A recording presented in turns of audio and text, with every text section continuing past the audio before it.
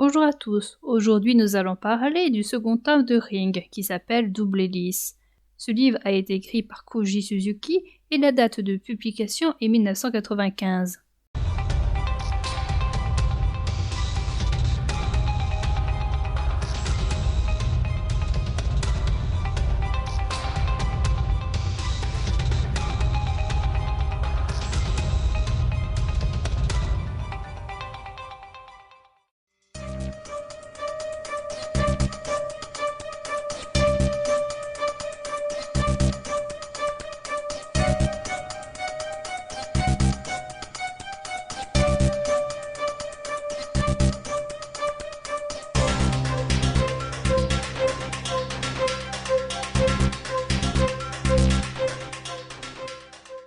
Mitsuo Ando reçoit un appel de sa femme.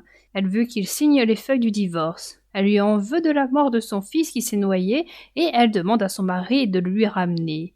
Ando accepte de signer les papiers et il pense avec tristesse à la disparition de son fils.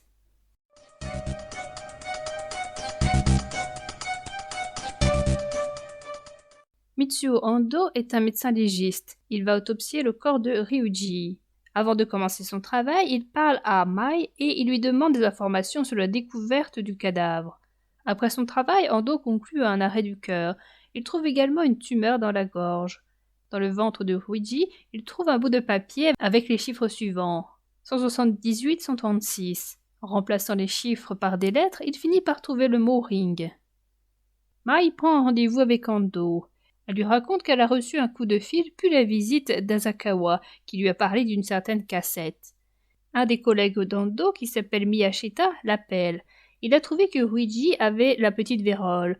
Quand il le rencontre plus tard, Miyashita lui dit qu'il y a 6 autres cas qui ont les mêmes symptômes. Il s'agit des victimes du tome 1 ajoutées à Shizu et à Yoko Asakawa. La mère et la fille auraient péri dans un accident de voiture tandis qu'Asakawa conduisait. Après autopsie, on sait que la femme et la fille sont mortes avant l'accident. Ando va à l'université voir le médecin légiste qui a fait l'autopsie de Shizu et de Yoko. Sur une des photos de l'accident, il voit un magnétoscope. Mai va chez la mère de Ryuji. Elle cherche le reste des pages d'un article qu'avait commencé Ryuji et qu'elle ne trouve pas chez lui. Elle trouve un magnétoscope et en retire la cassette. Ando va à l'hôpital où Asakawa est dans le coma. Il n'en tire rien. Mai est revenue chez elle. Elle visionne la cassette et elle se sent mal de suite. Elle fait une syncope.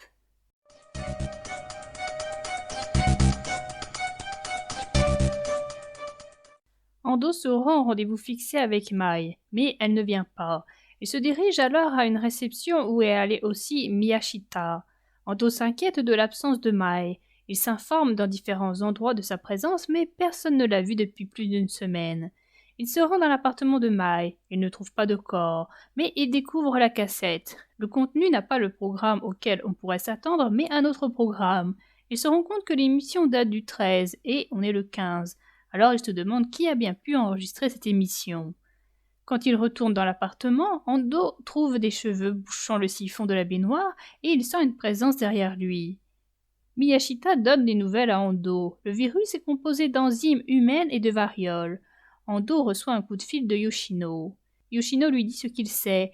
Il lui dit aussi qu'il a fouillé l'appartement d'Asakawa dans l'espoir d'y trouver le reportage qu'il voulait faire, mais il n'a rien trouvé. Ando pense que celui-ci doit se trouver dans une disquette dans l'ordinateur qui devait être à l'intérieur de la voiture au moment de l'accident. Il se renseigne. C'est le frère d'Asakawa qui a récupéré les affaires dans la voiture accidentée. Il a jeté le magnétoscope et la cassette. Ando se rend chez ce frère et il y trouve la disquette. Ando retrouve Miyashita. Ce dernier lui dit que le virus de Ryuji est différent de celui retrouvé dans le couple retrouvé mort dans leur voiture.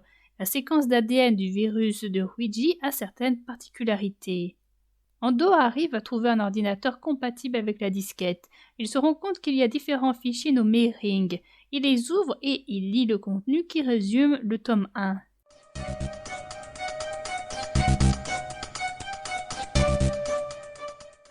Miyashita a lu l'article de Misakawa que lui a passé Ando. Tout comme Ando, il croit en cette histoire. Ando cherche à savoir où se trouvent les parents de la femme d'Asakawa. Il l'apprend et il prend connaissance du décès du couple de Toru et de Setsuko Oda. Ando pense qu'Asakawa a donné à voir la cassette aux grands-parents pour sauver sa femme et sa fille. Il se demande alors pourquoi sa femme et sa fille sont mortes. Dans leur testament, les grands-parents ont dit qu'ils se sont débarrassés de la cassette. Ando prend la séquence d'ADN bizarre de Ruiji. Il en tire le mot mutation. Il voit que l'appartement de Mai n'est pas dans le même état que quand il l'a quitté. Il monte, mais personne ne répond. Au moment de descendre par l'ascenseur, il voit une femme, très pâle, sortir de l'appartement de Mai. Il la prend pour la sœur de Mai. Ando et Miyashita se rencontrent. Miyashita lui dit que quand il y a une erreur dans un gène, cette erreur se répète pour les générations suivantes. Il en est de même pour les cassettes. Il y a eu une erreur dans la cassette dans le chalet quand les jeunes gens ont mis une publicité à la fin de la vidéo. Asakawa, en copiant la cassette, a transmis cette erreur à la cassette. La VHS a muté. La destruction des cassettes n'empêche pas le malheur, car la cassette a pu prendre une autre forme pour continuer de se propager.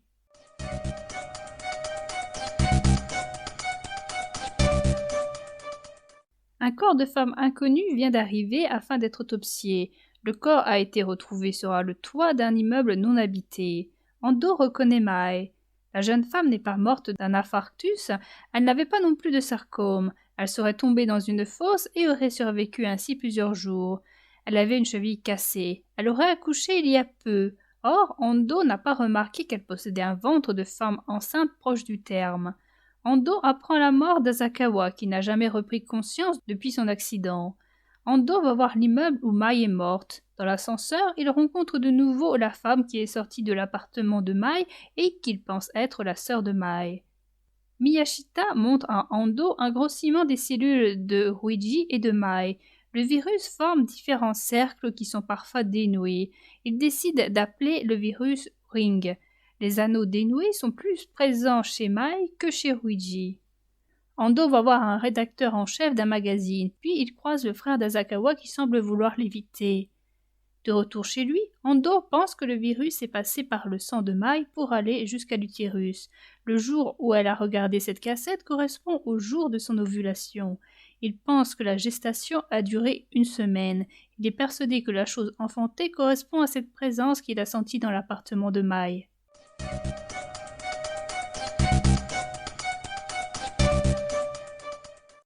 Miyashita et Ando vont au Pacific Club dans le but de voir si ce qu'a raconté Asakawa est vrai.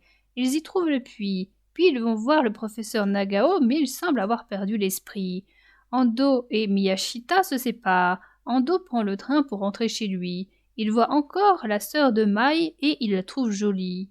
Elle dit qu'elle est la sœur aînée de Mai et qu'elle s'appelle Masako. Ensemble, ils vont au cinéma, puis il l'amène chez lui. Elle lui semble étrange, mais cela ne l'empêche pas d'avoir des rapports avec elle dans le noir. Quand Ando rentre chez lui, il a un coup de fil de Miyashita. Il s'est rendu au théâtre pour avoir une photo de Sadako. Miyashita lui dit que ce n'est peut-être pas Asakawa qui a écrit Ring, car quand les gens essaient de faire des portraits d'eux-mêmes, ils se trompent. En feuilletant une revue, Ando se rend compte que le frère d'Asakawa va publier Ring. Il s'agit du texte d'Asakawa que son frère a mis en roman. Ando craint une contamination à plus grande échelle.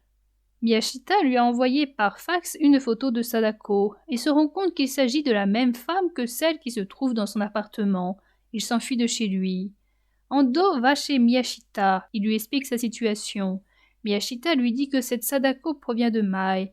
Le virus contient des gènes de la variole, mais aussi des gènes humains qui seraient de Sadako. La nouvelle Sadako grandirait plus vite que la norme. Le virus serait constitué de 2 fils. L'un serait Sadako et l'autre Ring. Les 2 fils ont fait mettre enceinte Mai. Les 2 fils ont fait travailler le cerveau d'Asakawa pendant l'écriture de son article. C'est pour cela qu'aucun des 2 n'est mort d'un infarctus. Miyashita pousse Ando à retourner dans son appartement avec lui. Il n'y trouve pas la reproduction de Sadako, mais une lettre. Elle explique tout. Elle était dans le ventre de Mai et elle a réussi à prendre possession de la conscience de cette femme. Pour se débarrasser du corps de sa mère, avant qu'elle accouche, elle a fait venir dans cette fosse. Elle a ensuite pris possession de l'appartement de Mai. C'est une parfaite hermaphrodite. Elle peut donc se reproduire sans avoir de rapport avec un homme. Elle veut qu'Ando ne fasse rien pour empêcher la publication du Ring. En échange, elle lui propose de ramener son fils à la vie. Ando est obligé de coopérer, bien qu'il n'en ait pas envie, car sa coopération mettrait à mal l'humanité.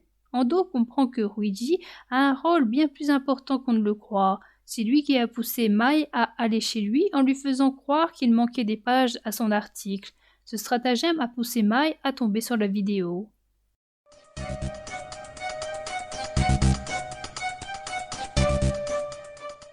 Ando est vers la mer. Ruiji vient à sa rencontre. Le fils d'Ando est là. Ruiji donne à Ando un vaccin afin qu'il détruise le virus Ring qui est en lui. Ruiji lui dit que Ring, le livre, a dépassé 1 million d'exemplaires vendus. Le livre va être porté à l'écran, Sadako y jouera le rôle de Sadako. Le but est qu'il n'y ait plus que des Sadako sur la planète Terre et plus d'humains. Cela gêne Ando, mais pas Ruiji. Ando veut emmener son fils sur une île déserte où il n'y a pas de médias.